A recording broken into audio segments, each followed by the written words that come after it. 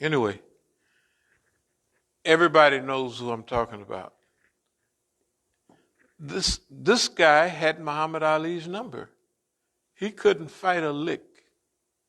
He couldn't. He wasn't a good.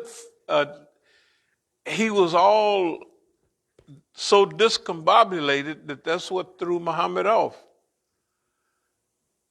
He had Muhammad's number though. Nobody else had it. George Foreman come in there. I got your number, homeboy. I'm gonna tie you up. He fooled him. He ain't had nothing. And all the other guys that was good, he would wrestle with them boys to the end of the round, and he'd be watching the clock, and he'd say, well, we got another 30 seconds to go. Then he'd come out, see at the end of the round, you get all them, build up all your points, and they remember it. They said, boy, he's bad. Okay. So this is what we're doing. What we're doing is we're showing our people. We're showing the people of the world, you don't have to be afraid of the Zionists.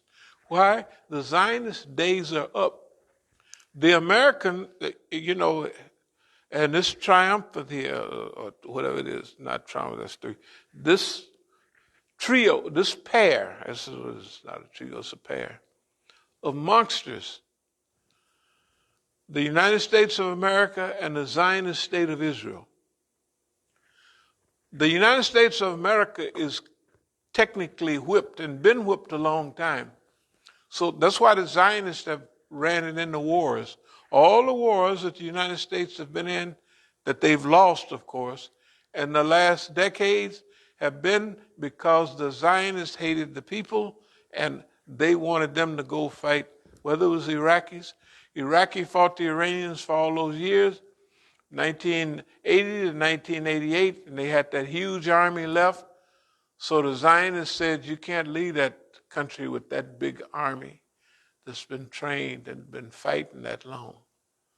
So the Zionists sent the Americans over, first in the first Gulf War, and then they boxed around and destroyed the army, but they didn't destroy Saddam. So the Zionists told them, you got to go back and finish him off. That's why right there on TV, April Gillespie, the American ambassador to Iraq, was asked by Saddam Hussein about, actually he was getting permission from her, and what did they think about if he deal with these other guys. She said on national TV, we have nothing to do with inter-Arab conflict. So that was it. That's why Saddam, when Bush kept saying, we're going to come get you, we're going to come get you, he thought he had agreement and Bush was just saying that. They come got him. That's the old George Bush. Okay. But Bush, the old George Bush left them with enough weapons and security to keep the Iraqi people down. Then, when they thought after 750,000 of the children and women were dead from all of that stuff, they had depleted uranium and stuff, the U.S. went back. But it was different. The U.S. got trapped there. They got mauled, and they destroyed a lot of people. That's what the army does. It just kills a lot of people and leave. Like in Afghanistan, like in Libya, just kill everybody. That's what the Zionists want. We want you. That's what they do. The Zionists tell the Americans where to go and what to do. Gaddafi is too big, and he's helping all of those blackies down there. They calling him the king of Africa. Long as he's around, they're going to be getting welfare from him. So get rid of him and take that 30 million, whatever it is, in gold. In gold. Get it from him. See, the people, they divert everybody else from the real focus. They don't divert us. They never have. Humanity has several enemies. The first enemy is the shaitan. That's the main enemy. And the next enemy is the ones that work in conjunction with the shaitan. So we will continue our enhanced policy of psycho, meaning mind, spiritual warfare. There's one thing that the Zionists, or two things they don't have, what we're going to whoop them with. Psycho-spiritual. We already slapped them around with psychological guerrilla warfare. Now we're bringing in, now you let people laugh. They let them laugh after 5 or 6 years, and we've been slapping Zionists upside the head. Let them laugh about our being here all this past time. But here we are, and where are they? Not a scratch on us. I mean, we got busted upside the head. We got really pretty, they would consider, I wouldn't want that to happen to me. The white man whoop me, the boss man do that. Well, that's because they're not in this struggle and they don't, here we go. We will continue, it's number 6, our enhanced policy of psycho-spiritual warfare in the Zionist American battle space. In this battle space, we choosing what we're going to fight with. They can do what they want. But we're using psycho-spiritual. Mind and spirit, he ain't got that. He don't have no spiritual nothing. He can't do nothing. Excuse me a second here. I usually leave it at home. I may not answer. This is coming out of Oakland. I'm not going to answer this here. They probably watching. I'm not going to answer this phone call. It's from Oakland because it may not be who I think it is, but it looks like it. And I know we hitting home because we got that call. We had them call. Look, we know, look, they going to always wave the flag. Stop, don't do that, because that's their boss. They wanted us to attack the Negroes. And we said before everybody, they didn't believe it. We are never going to go and jump on Negroes before we whoop up on boss man. We haven't done it. Nobody does that. When the Negro come out, whether it's gangs or gangsters, the dumb Negro fights each other. The Mexicans, Eminem's Mexican Mafia, La Familia, they fight each other. We don't do that. Our message to them, stop fighting each other. You're going to fight somebody, both of y'all come from Guadalajara. Your parents and y'all up here fighting each other like dummies. Or 2 niggas from Mississippi. One's in one gang and one's in another gang. And they in Chicago fighting and killing each other. They're dumb. Or like the Crips and Bloods. Now it's grandparents. Their grandparents came from Arkansas and the other niggas' grandparents came from Texas. Right across the street. And they fighting each other. We don't do that. That's the key. We have never been diverted by this system. We have not been diverted. That's the key to everything.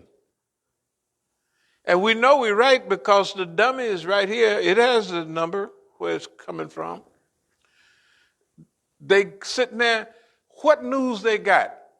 Oh, the white man and gave us your property in Oakland. So what? We're going to get it back.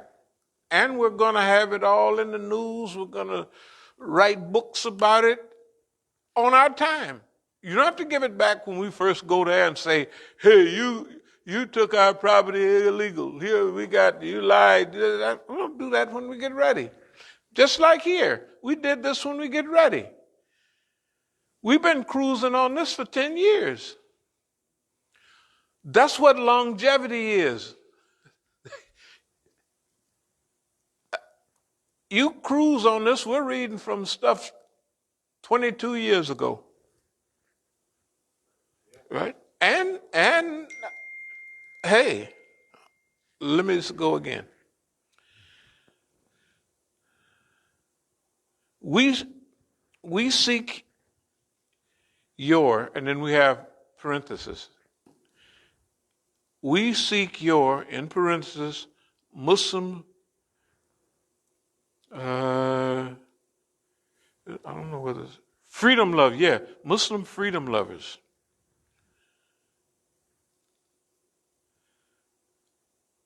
We seek your, you'll be able to manipulate it. Shadow, that i.e., or shadow, shadow or clandestine support. You support us. With Allah's help, we give the Zionists a public Negro whooping. And then I have INSA, which it technically it's like peace be upon PB. It means inshallah. So, just put it in correct English. We seek your, talking now in parentheses, your, that is you, freedom-loving, freedom lovers.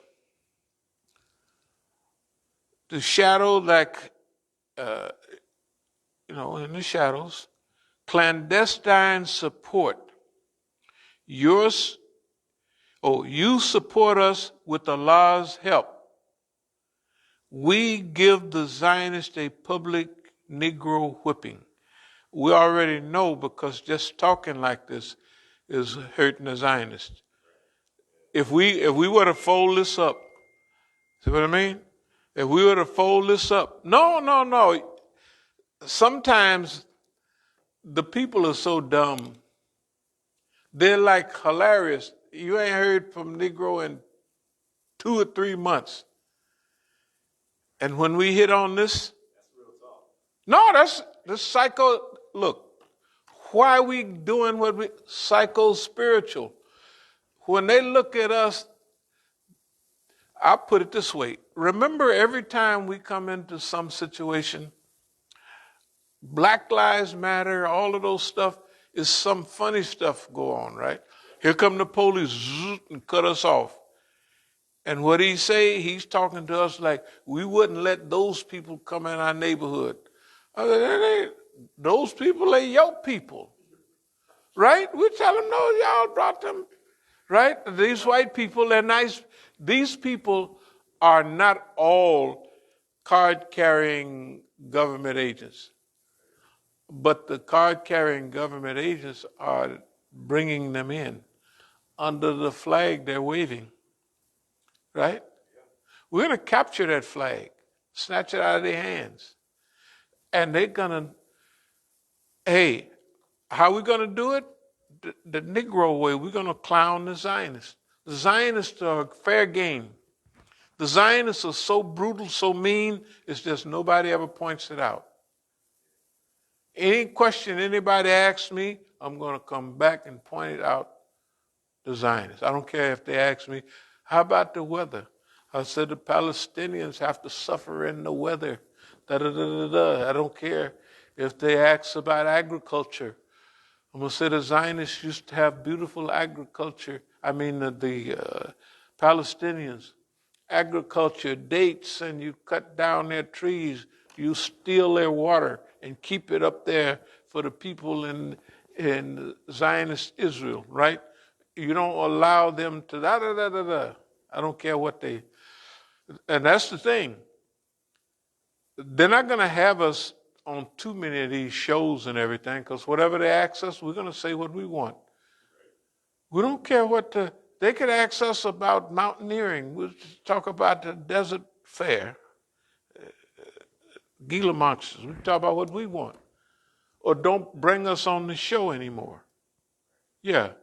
See, that's the sickness that they get people where they get the love in the microphone and the camera. And 30 years ago or more, when they was outside, somebody did something around here. And I told the guy coming up across the street, taking pictures of the Masjid, the news with the camera and everything, and thought I would be just overwhelmed to be talked to the press. And Brother Tufel was there. I said, now I'm going to show you how you deal with these people. I'm going to say, you take your camera and get it out of here. Well, what about the man that was